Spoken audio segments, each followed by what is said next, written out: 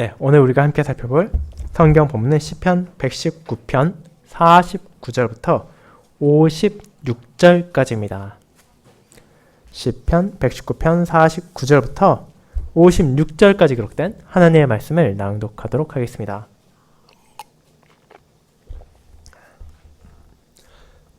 주의 종에게 하신 말씀을 기억하소서. 주께서 내게 소망을 가지게 하셨나이다. 이 말씀은 나의 고난 중의 위로라. 주의 말씀이 나를 살리셨기 때문이니이다.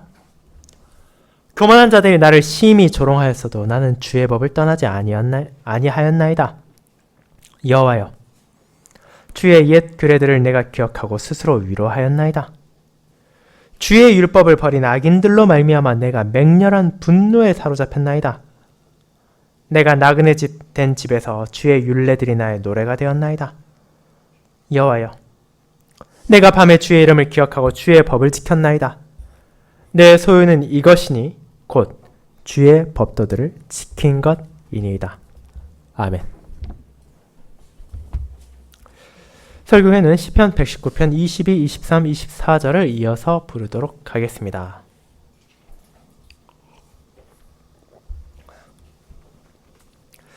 사랑하는 주 예수 그리스도 안에 있는 형제 자매님들, 저와 여러분을 포함하여 대부분의 사람들은 자기가 가진 것 중 더 가치가 있고 중요한 것을 소중히 여기고 상대적으로 가치가 부족한 것은 소홀히 여기기 마련입니다.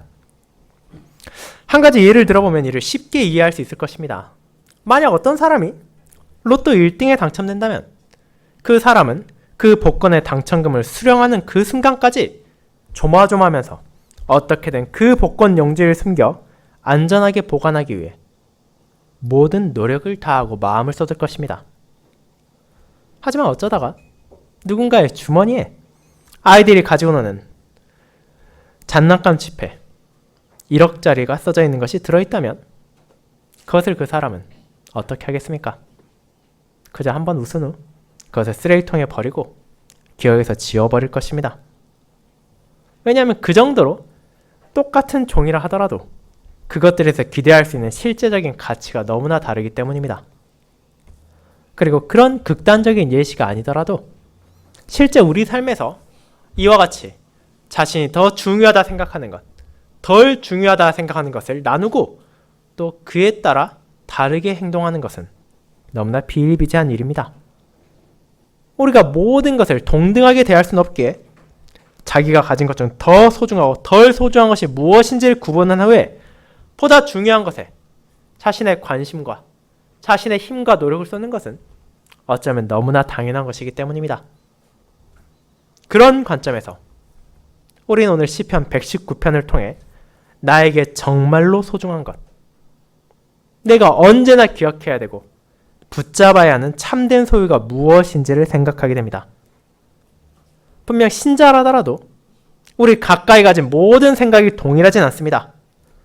누군가에게는 더 소중한 것이 다른 형제 자매에게는 그것이 별로 중요하지 않다 여겨지는 것도 있을 것입니다.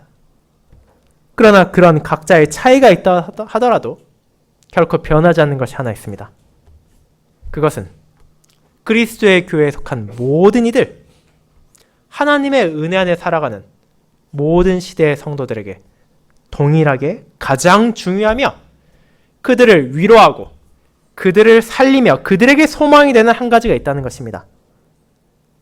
그리고 그것은 다른 것이 아니라 바로 하나님의 말씀이라고 시편 저자는 선언합니다.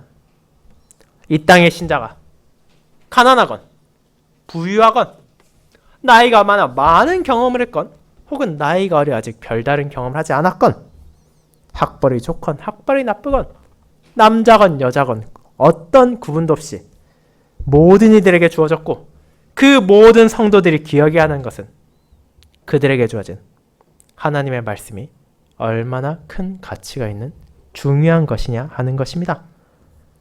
그렇게 시편 119편은 그것을 망각한 교만한 이들의 어리석음을 꾸짖으며 그들을 향한 공의로운 분노 안에서 우리에게 참된 위로와 참된 소망이 되는 하나님의 말씀을 노래하며 그 노래 저와 여러분도 초대합니다. 저는 그와 같은 하나님의 말씀을 소중함을 전하는 이 시를 신자가 기억해야 할 참된 소유라는 제목으로 설교하고자 합니다. 그리고 어째서 악인들이 주님의 율법을 버리는지와 그들과 달리 신자들은 왜 하나님의 말씀을 붙잡는지를 살펴보고 그런 모든 이들을 자신의 신실하심 안에서 공의롭게 대하실 하나님을 바라보며 우리의 소망, 우리의 위로가 무엇인지를 마음에 새기는 시간을 가지도록 하겠습니다. 이를 첫 번째, 교만함으로 주님의 율법을 버린 악인들. 두 번째, 겸손함으로 주님의 말씀을 붙잡은 신자. 그리고 세 번째로 신실함으로 신자와 악인을 대하시는 하나님으로 나누어 살펴보겠습니다. 먼저 교만함으로 주님의 율법을 버린 악인들에 대해 살펴보겠습니다. 형제자매 여러분, 오늘 시편 본문이기도 한 이 시편 119편은 저와 여러분에게 친숙한 성경 본문일 것입니다. 여러분은 전체 성경에서 가장 긴 절수를 가진 이 인상적인 시편을 종종 찬송을 통해 부르기도 했고 묵상을 통해 살피기도 했을 것이며 때로는 설교를 통해 접한 적도 있을 것입니다. 그렇다면 이 시편 119편, 이 성경에서 가장 긴 절을 가진 이 시편은 도대체 무엇을 말하고 노래하고 있습니까? 그것은 바로 하나님의 율법이 얼마나 중요한지, 얼마나 아름답고 소중한지를 노래하고 있습니다. 당대에도 그리고 이후에도 많은 성도들이 그 가치를 잊기 쉬운 하나님의 법, 하나님의 규례, 하나님의 말씀이 성도들에게 어떤 의미를 가지고 있는지를 바르게 고백하고 노래함으로써 신자들이 믿음 안에서 그분의 말씀을 가까이 하고 그 거룩하고 선한 율법에 따라 자신의 삶을 다스리며 살아갈 것을 권하고 있는 것입니다. 그와 같은 시편을 언제, 누가, 어디에서 기록했는지는 알려지지 않았습니다. 그는 하나님의 말씀을 열정적으로 사랑하며 자신의 죄와 비참을 겸손히 인정하고 주님의 권징을 받아들이며 하나님을 대적하는 이들의 공격과 조롱을 받는 신실한 언약 백성이지만 그 자신이 누구인지에 대해서는 이 시편에서 밝히고 있지 않기 때문입니다.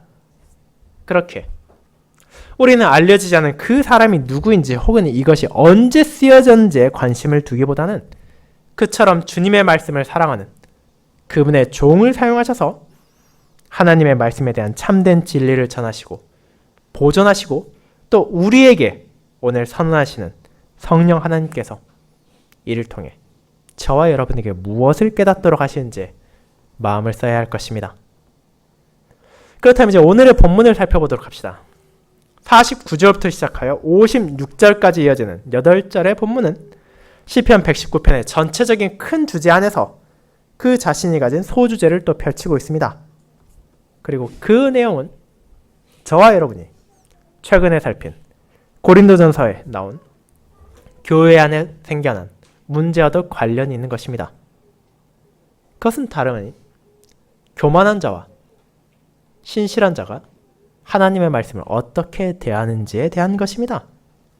사람의 수많은 잘못에 뿌리기도 한 교만은 하나님의 말씀, 그분의 규례와 관련해서도 얼마나 무지하고 위험한 행동을 하게 만드는지를 이 단락을 통해 저자는 전해주고 있는 것입니다. 그와 같은 단락은 교만한 자와 신실한 자의 대조를 보여줍니다. 마치 우리가 앞서 읽은 시편 1편이 의인과 악인의 대조를 통해 하나님의 말씀을 대하는 사람의 상반되는 자세를 보여준 것처럼 교만한 자와 신실한 자는 그분의 율법, 그분의 규례, 그분의 말씀을 받아들이는 자세 역시 동일할 수 없으며 그에 따라 그들의 삶의 궤적이 다르고 그 삶의 결말까지도 다를 수밖에 없습니다. 그 사실을 시편 119편의 저자는 이 노래를 통해 언약 백성들이 계속해서 부르며 잊지 않도록 가르치고 있습니다. 그런 내용을 바르게 이해하기 위해 우리는 이 시편이 계속해서 말하고 있는 율법, 법도, 규례가 무엇인지를 확인할 필요가 있습니다. 물론 이를 세밀하게 구분할 경우 각각 다른 용법으로 쓰일 수 있지만 최소한 이 시편에서만큼은 그것들은 큰 범위에서 동일한 의미를 가지고 있습니다. 그것은 하나님께서 자신의 언약 백성들에게 주신 말씀이며 그들에게 주신 소명이자 그들을 인도하기 위해 베푸신 안내인 것입니다. 그리고 하나님의 은혜로 그 진리를 깨달은 자들은 그것이 가진 참된 의미에 감사하며 그것을 전심을 다해 붙잡고 그 안에 소망을 둘 수밖에 없다는 것을 시편 119편 안에서 이 저자는 계속해서 강조하고 있습니다. 그는 시편 119편의 시작에서 율법을 따르고 지키는 자들에게 복이 있음을 알리며 시작합니다. 사람이 그의 행실을 깨끗하게 하는 것은 주의 말씀을 지키는 것뿐이라는 것을 전합니다. 주의 계명에서 떠나지 않을 수 있도록 간구하며 그 말씀의 놀라움을 고백하고 그 말씀이 나를 사랑하게 하며 나를 세운다는 것을 고백합니다. 그는 이 길을 나아가길 소망하고 즐거이 그 율법에 따라 살아가며 그것을 사모하기까지 합니다. 그는 하나님의 말씀을 의지하며 그것이 자신의 입에서 조금 더 떠나지 않기를 구하며 그 안에만 참된 자유가 있다는 것을 선언합니다. 그렇게 오늘 본문에 앞서 나오는 시편 119편의 내용들은 하나님의 율법이 무엇인지를 그처럼 말하고 있습니다. 그리고 이것은 세상이, 불신자들이, 위선자들이 하나님의 율법에 대해 생각하는 것과 완전히 다른 모습을 보입니다. 왜냐하면 그들은 하나님의 뜻을 바라보며 그것은 우리의 자유를 얽매는 나쁜 것이라고 여기고 있기 때문입니다. 내 마음대로 살지 못하고 내 뜻대로 행하지 못하도록 나를 얽매고 나의 말과 나의 생각과 나의 행동을 제한하는 거추장스러운 것이라고 악인들은 하나님의 율법을 여기고 있습니다. 그리고 그런 하나님의 규례, 하나님의 말씀을 어기고 무시한다 하더라도 사실은 아무 문제도 없는데 저 고지식한 신자들은 마치 그것만이 진리인 것처럼 말한다고 조롱하고 비웃고 있습니다. 왜냐하면 그들은 그것이 가지는 의미를 모르고 그 하나님의 말씀이 실제로는 신자들을 제약하는 것이 아니라 오히려 그들을 자유롭게 한다는 것임을 깨닫지 못하고 그것을 거부한 결과가 무엇인지도 외면하기 때문입니다. 그렇게 우리는 시편 119편을 포함한 많은 시편 안에서 그리고 이를 넘어서 전체 성경을 통해서 하나님의 말씀을 대하는 신자와 불신자의 극단적인 차이를 계속해서 보게 됩니다. 그것이 오늘 본문에서 나타납니다. 먼저 교만한 자들이 이를 어떻게 대하는지를 생각해 보도록 합시다. 51절과 53절에서 우리는 그들이 어떻게 살아가는지에 대한 편리를 발견할 수 있습니다. 교만한 자들은 바로 나 하나님의 율법을 사랑하고 주님의 법을 떠나지 않는 신실한 성도를 심히 조롱했습니다. 이 사람들은 분명 교만합니다. 그리고 그 표현에서 드러나는 것이 있습니다. 교만하다는 것은 무엇의 반대말입니까? 겸손하다의 반대어입니다. 그는 자신을 낮추는 것이 아니라 자신을 높이는 사람입니다. 그가 가진 무언가, 그것이 지혜가 되었건 재산이 되었건 권력이나 명예가 되었건 그것이 바로 다른 사람들보다 더 우위에 있다고 생각하는 사람입니다. 그런데 그것이 끝이 아닙니다. 단순히 스스로만 그렇게 생각한다면 다른 이들은 그를 알 수 없기에 그 사람을 교만하다 부르기 어려울 것입니다. 결국 교만한 자들은 자기 자신을 높이기 위해 다른 사람을 깔보고 비웃고 다른 이들이 가진 무언가의 가치를 낮춰봅니다. 자신이 가진 무언가로 인해 남들이 자연스럽게 존경하고 높여주는 것이 아니라 스스로를 높이기 위해 타인을 짓밟는 것이 바로 이 교만한 자들입니다. 그리고 51절에 나타나는 이들은 어떤 면에서 오만한 것인지를 우리는 보게 됩니다. 이 구절의 문맥안에서 우리는 이 시편을 작성한 저자가 주의 법을 떠나지 아니함과 그들의 교만이 관련 있음을 보게 됩니다. 즉 그들의 교만이 가진 악한 측면 가운데 하나는 바로 그들이 이미 주의 법을 떠났다는 것이고, 그것을 당연히 여길 뿐 아니라 이제 그 법 안에서 살아가는 이들을 깔보고 조롱한다는 데 있습니다. 그리고 그런 이들은 53절에 나오듯이 주의 율법을 버린 악인들입니다. 그것은 단순히 한 사람의 교만, 잘못된 생각이 아니라 그를 넘어 실제로 벌을 받아 마땅한 죄인이라는 것을 보여주고 있는 것입니다. 그렇게 우리는 교만이 악과 연결되는 것을 보게 됩니다. 그들은 주의 법을 떠난 것에 대해 반성하거나 후회하지 않으며 그 율법을 버린 것을 당연하게 여기고 있습니다. 그리고 여기에서 우리는 또 하나의 사실을 발견할 수 있습니다. 그것은 시편 119편의 저자가 이 구절들에서 언급하는 교만한 자들이 그저 세상의 불신자, 하나님의 율법을 모르고 하나님의 말씀을 접하지 못한 자들이 아니라는 것입니다. 무언가를 가지지 못한 사람이 어떻게 그것을 버릴 수 있겠습니까? 주의 율법을 버렸다는 말은 그들이 과거에는 그 율법이 무엇인지를 알았고 그 율법을 깨달았으며 그 안에서 자신이 살았다는 것을 의미하기 때문입니다. 그런데 이제 그들은 어떻습니까? 그들은 하나님의 백성이 아니라 하나님의 원수로서 자신을 정의하게 되었습니다. 그분의 율법 안에 머무르기 위해 노력한 이들을 조롱하고 멸시하고 있습니다. 그뿐 아니라 이어지는 61절에 나오듯이 그런 이들은 마치 사냥꾼들이 짐승을 줄로 묶어서 사로잡는 것처럼 신자들에게도 달라붙어 그들도 주의 법을 잊어야 한다고 강요하고 있습니다. 그런 자세를 우리는 어떻게 말할 수 있습니까? 시편 119편의 저자가 성령 하나님의 영감을 받아 바르게 전한 것 같이 이는 교만한 자의 행동이고 악한 자의 죄악입니다. 하나님의 말씀이야말로 온전하게 선하며 온전하게 의로울 뿐 아니라 온전한 은혜라는 것을 잊어버리고 마치 내 생각, 내 방식, 내가 하는 것이 더 낫고 더 옳고 더 훌륭한 것처럼 여기는 것이 교만이 아니라면 무엇이 교만이겠습니까? 그들은 자신들이 가지고 있던 가장 아름다운 보화를 버리고 아이들 장난감을 가지고 자랑한 것 같은 행동을 하는 것입니다.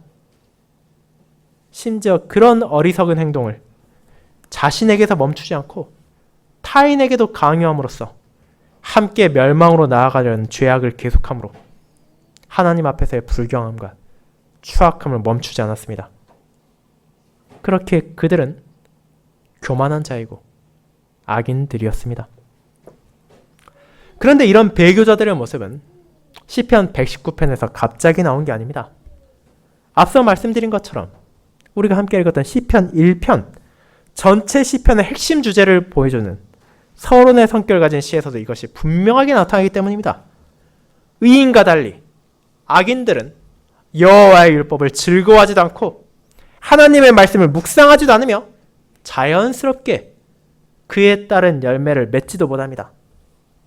그리고 그들은 자신들이 어리석고 자신들이 비참한 현실에 살고 있다는 것을 깨닫지도 못한 채 오히려 의인들을 조롱하고 박해하고 공격합니다. 그런 교만한 자들의 모습이 시편에서 계속적으로 나타나는 것은 그들이 결코 소수가 아니라는 것을 보여줍니다.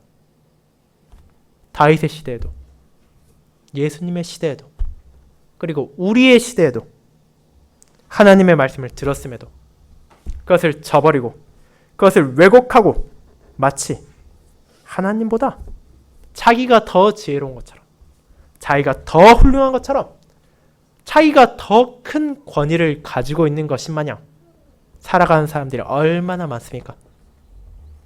그들은 아예 율법이 무엇인지 모르고 복음이 무엇인지를 모르는 이들보다 더 교묘하게 신자들을 흔들고 교회를 무너뜨리기 위해 온갖 방식을 동원합니다. 그렇게 함으로써 그 율법을 떠난 배교한 하나님에게서 등을 돌린 자신들이 옳았다는 것을 증거하기 위해 자신들이 더 지혜롭고 더 훌륭하다고 높이기 위해 온갖 방식을 동원합니다. 그렇게 그들은 선지자들을 비난했고 예수님을 죽였고 참된 진리를 붙잡고자 하는 이후의 신자들까지도 박해하고 있습니다. 그와 같이 본문의 시를 통해 드러난 교만한 자들의 공격, 악인들의 유혹이 얼마나 어리석은지, 그리고 그것이 얼마나 끊임없는지를 교회의 역사는 끊임없이 증거하고 있으며 우리를 향한 경고로도 알려주고 있습니다. 사랑하는 자매 여러분, 그런데 이런 이들의 모습을 우리는 결코 남의 일처럼 생각할 수 없습니다. 지금 시편 119편에 말하고 있는 교만한 자들, 이 악인들은 한때는 주님의 법 안에 머물렀던 사람이고 한때는 하나님의 말씀을 붙잡던 이들입니다. 그러나 그들이 교만의 자신을 내어주었을 때 주의 법을 떠나게 되었고 주님의 율법을 버렸으며 과거에 형제와 자매라 불렀던 이들을 기꺼이 조롱하고 박해하는 자들이 되었습니다. 그리고 그런 이들을 우리는 자신의 주변에서도 발견할 수 있을 것입니다. 그리고 우리 또한 주님의 은혜를 의지하는 대신 자신 안에서 무언가를 붙잡으려 하는 순간 언제라도 그런 교만한 자가 될 수 있다는 것을 잊어버려서는 안 됩니다. 인간의 연약함과 인간의 죄성을 망각할 때 사람은 첫 조상의 뒤를 따라 하나님의 법보다 자신의 기준을 우선시하려 하고 하나님의 율법에 순종하기보다 욕망에 따르는, 그리고 하나님과 대등해지고 심지어 하나님보다 더 높아지려 하는 오만한 자세를 향하기 때문입니다. 그러나 그 결과는 교만 가운데 죄와 악의 늪에 빠지고 다른 이들의 발목까지 붙잡아 함께 멸망으로 향할 뿐입니다. 하지만 신자가 하나님의 은혜 안에서 자신의 현실을 겸허히 인정하고 겸손을 잊지 않는다면 자신의 무언가를 의지하는 교만이 아닌 참으로 선하고 복된 주님의 말씀을 기쁨으로 붙잡을 수 있을 것입니다. 그것이 두 번째, 겸손함으로 주님의 말씀을 붙잡은 신자로 연결됩니다. 성도 여러분, 그렇게 악인, 배교자, 교만한 자들이 주님의 법을 떠나고 그분의 말씀을 외면한다 하더라도 하나님의 은혜 안에서 진리를 깨달은 자들은 어떤 공격과 어떤 박해가 찾아온다 하더라도 그 말씀을 버릴 수 없습니다. 왜냐하면 그것이 생명의 길이고 내가 기꺼이 머무를 유일한 장소라는 것을 알게 되었기 때문입니다. 그렇게 시편 저자는 악인들의 공격과 조롱을 마주하는 비참한 현실을 선언하면서도 나는 여전히 하나님을 의지하고 그분의 말씀을 더욱 붙잡는다고 말합니다. 그리고 그런 자세가 자신 한 개인에서 멈추는 것이 아니라 모든 성도들이 함께하도록, 그들 또한 이를 잊지 않도록 이 시와 노래를 통하여 우리 또한 그것을 고백하도록 하는 것입니다. 그는 세상이 아니고 자신도 아니고 오직 주님 안에서 소망을 가지게 되었음을 말합니다. 그 소망은 어디에서 나옵니까? 바로 주님께서 자신에게 전하신 말씀에 있습니다. 시편 저자는 그것이 바로 고난 중에서 나의 위로라고 말하고 그 말씀을 통해 하나님께서 자신을 살리셨음을 선언합니다. 이것이 놀라운 고백이지 않습니까? 그는 분명 호흡을 하고 살아있는 존재입니다. 그는 죽지 않았습니다. 그러나 그럼에도 그는 하나님의 말씀이 자신을 살렸다고 말합니다. 그것이 어떤 의미입니까? 이는 시편을 기록한 주님의 종이 하나님의 은혜로 자신의 현실을 자각했다는 것을 뜻합니다. 그는 세상에서 먹고 마시며 잠을 자고 일을 하는 것, 그 자체가 참된 생명이 아니라는 것을 알았습니다. 하나님과의 교제가 단절되고 교만한 자들처럼 주의 법을 떠난다면 아무리 육신이 건강하고 정신적으로 문제가 없는 것처럼 보인다더라도 실제로 그는 영적으로 죽은 것이기 때문입니다. 그렇게 그는 하나님의 말씀이 자신을 살리셨다고 고백합니다. 그의 하나님이 어떤 분이신지를 이를 통해 알게 되었고 그런 하나님께서 자신에게 얼마나 큰 은혜를 베푸셨는지를 깨닫게 되었기 때문입니다. 그렇게 이를 자각함으로써 그는 그 말씀이 자신에게 위로가 되었음을, 자신을 살렸음을 고백할 수 있는 것입니다. 그렇게 신자는 겸손히 자신의 현실을 인정하고 감사한 마음으로 주님의 은혜를 받아들입니다. 그 말씀이 생명이고 그 말씀이 위로이기 때문입니다. 그것을 알았다면 이제 자신에게 조롱이 찾아오고 박해가 찾아온다 하더라도 그것을 버릴 수 있겠습니까? 만약 그것을 외면한다면 이는 그 말씀의 소중함과 가치를 실제로는 인식하지 못했다는 것이 됩니다. 앞서 말씀드린 것처럼 누군가가 자신이 가진 다이아몬드의 가치를 바르게 깨닫고 있다면 그저 비슷하게 생겼을 뿐인 큐빅과 바꾸려고는 하지 않을 것이기 때문입니다. 그렇게 성도는 자신이 받은 말씀의 의미를 깨달았기에 그런 자신을 향한 배교자의 조롱이 있다 하더라도, 과거에 형제와 자매라 불렸던 이가 자신의 등을 찌른다 하더라도 그 법을 떠나지 않고 오히려 주님께서 주신 규례들을 떠올리면서 스스로를 위로했습니다. 그뿐 아니라 그는 악인들로 말미암아 맹렬한 분노에 사로잡혔을 정도입니다. 그런데 그 분노는 자신이 고난에 처했다고 해서 화내는 것이 아닙니다. 그는 하나님께 불평하고 왜 저런 이들을 다 쓸어버리지 않냐고 불만을 토하지도 않습니다. 오히려 그는 주의 율법을 버린 악인들, 하나님을 대적하고 그분을 따른 이들을 조롱하는 죄인들을 향해 분노하고 있는 것입니다. 그리고 여러분은 그 분노의 성격을 바르게 이해해야 합니다. 자신에게 가장 소중한 것을 누군가가 모욕하고 자신이 사랑하는 존재를 누군가가 조롱할 때, 그리고 그 대상을 버리라고 한다면 화내지 않을 사람이 대체 어디 있겠습니까? 이는 사도행전 17장에서 바울이 아덴을 방문했을 때 그 성에 우상이 가득한 것을 보고 격분한 것과 마찬가지입니다. 참된 진리, 분명한 생명이 있음에도 불구하고 그것을 거부하면서 마치 자신들이 더 지혜롭고 더 훌륭하니 주의 말씀을 버려야 한다는 교만한 이들을 대할 때 그것의 가치를 아는 신자는 분노하지 않을 수 없습니다. 그렇게 그는 시편 1편에 나온 대로 악인들의 꾀를 따르지 않고 죄인들의 길에 서지 않으며 오만한 자들의 자리에 함께 앉기를 거부합니다.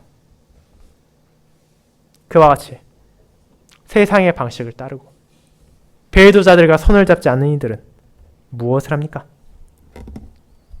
그들은 주의 율례를 노래하고 주의 이름을 떠올리며 기억하고 그분의 법을 지킵니다. 그것이 비록 이 땅의 삶에서 자신에게 현실적인 어려움을 가져오고 조롱과 박해를 불러온다 하더라도 그런 삶을 멈출 수가 없습니다.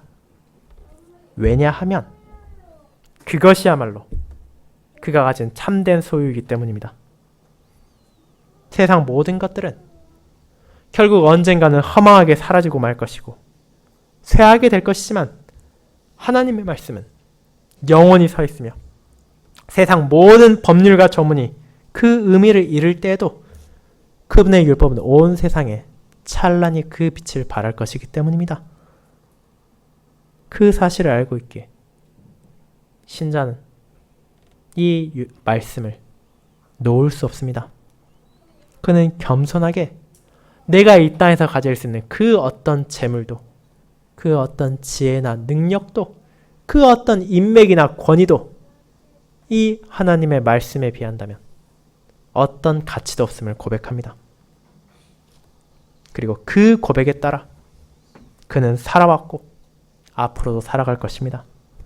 복 있는 사람들이 강요에 따라서가 아니라 자발적으로 기꺼이 주의 율법을 즐거워하고 묵상하며 그에 따른 열매를 맺는 것처럼 그는 자신이 가지고 있고 자신이 가질 수 있는 그 무엇도 결코 비할 수 없는 진정한 의미에서 참된 소유인 주의 말씀, 주의 율법, 주의 규례를 사랑하고 아끼며 지킬 뿐 아니라 이를 거부하고 거짓을 선하며 형제 자매를 멸망으로 인도한 이들에게 분노할 것입니다. 그런데 이와 같은 신자의 자세가 이 시편 저자에게서만 나타나는 유별난 것입니까? 하나님의 말씀을 사랑하는 것 좋지만 주님의 대적들, 배도자들, 거짓 교사를 하더라도 관용해야 하는 것이 기독교적 정신입니까? 오늘날 세상은 그런 주장을 말하며 교회를 향해 너희도 그런 관용적이고 다원주의적인 정신을 갖춰야만 인정받을 것이라고 압력을 주고 있습니다. 그리고 그런 압력에 굴복한 이들도 분명 어렵지 않게 여러분은 찾을 수 있습니다. 하지만 우리의 머리이신 교회의 신랑 되신 그리스도께서는 그것이 바른 태도가 아니라는 것을 분명하게 자신의 말씀과 행동으로 증거하셨습니다. 그분께서는 죄인들을 불쌍히 여기셨습니다. 하지만 그 사실이 그들이 주의 율법을 버리는 것을 정당화하고 진리에서 떠나간 것을 합당하게 만들지도 않는다는 것을 멈추지 않고 선언하셨습니다. 그분께서는 하늘 아버지의 뜻을 왜곡하는 거짓 교사들에게 분노하셨고 죄인들이 어떤 유혹을 하더라도 흔들리지 않고 주님의 법을 지켰습니다. 그리고 그런 삶의 자세가 모든 성도들에게 요구된다는 것을 전하셨습니다.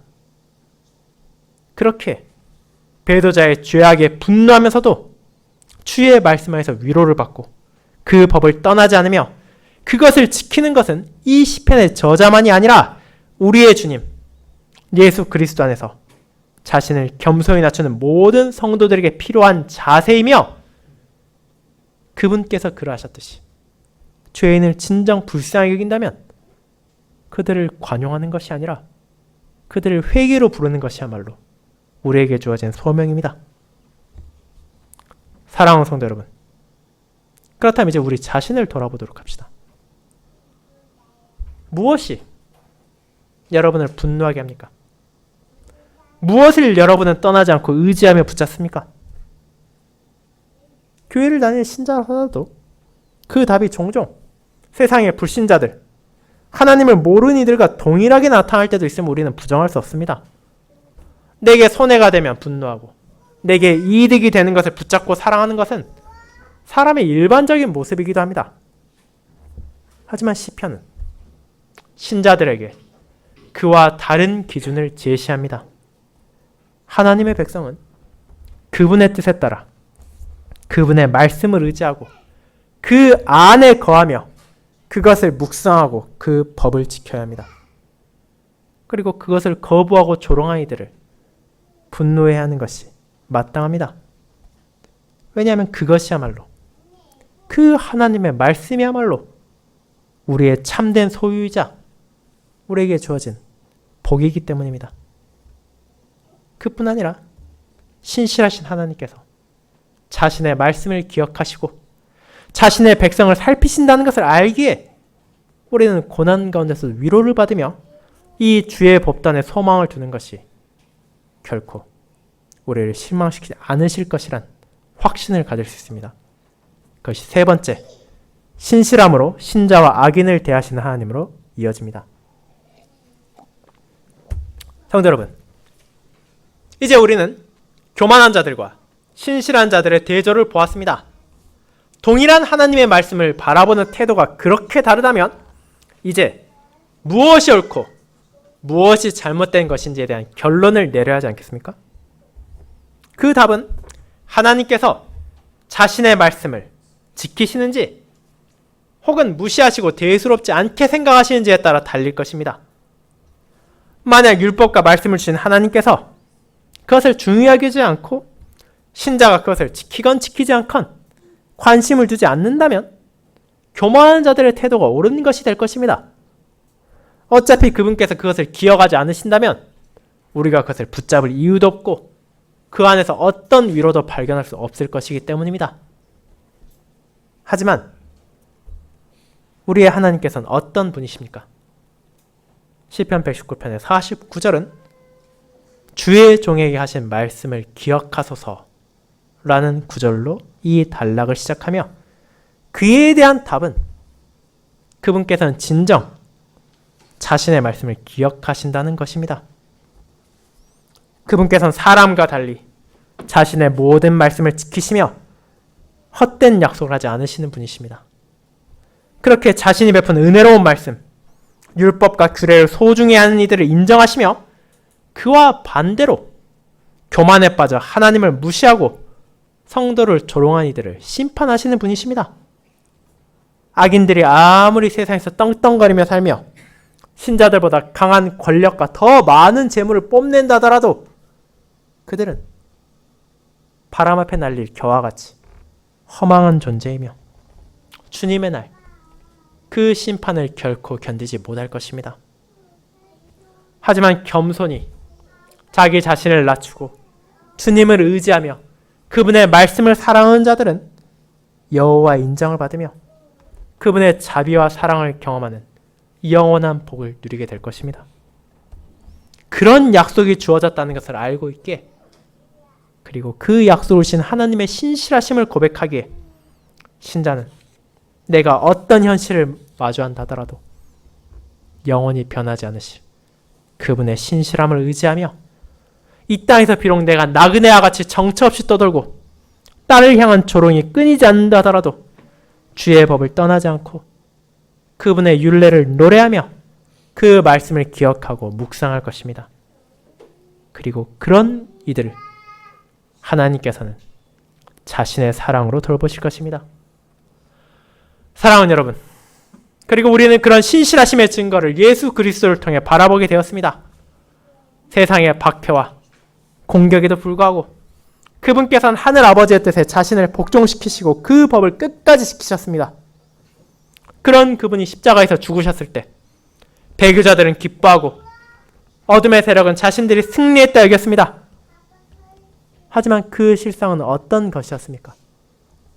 하나님께서는 그 죽음을 통해 자신의 신실함을 증거하셨고 독생자를 죽음 가운데서 일으키심으로 그 백성들에게 주어질 영원한 약속을 확증하셨습니다. 그리스도를 통해 그 모든 것이 증거되고 나타내었기에 이제 우리는 내 안에서 살아날 수 있는 염려와 근심을 내려놓고 그분의 신실하심을 믿고 그분만을 의지할 수 있습니다. 물론 그런 길을 나아간다는 것은 여전히 많은 어려움이 있을 것입니다. 우리는 연약하고 자신의 무언가를 자랑할 수 없는 존재입니다. 하지만 그런 우리와 다른 온전하시고 신실하신 하나님께서 자신의 말씀을 기억하시고 자신의 자녀들을 돌보고 계심을 기억하도록 합시다.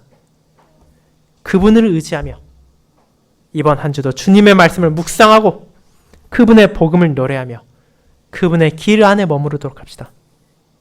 그런 우리를 향한 신실하신 하나님의 사랑이 이 세상에 무엇도 줄 수 없는 참된 복을 저와 여러분에게 경험하게 할 것이며 그 안에서 우리의 참된 소유를 붙잡는 이들이 누리게 될 영원한 기쁨에 소망을 두게 할 것일 뿐 아니라 그 소망이 결코 우리를 실망시키지 않을 것임을 확신하게 하실 것입니다.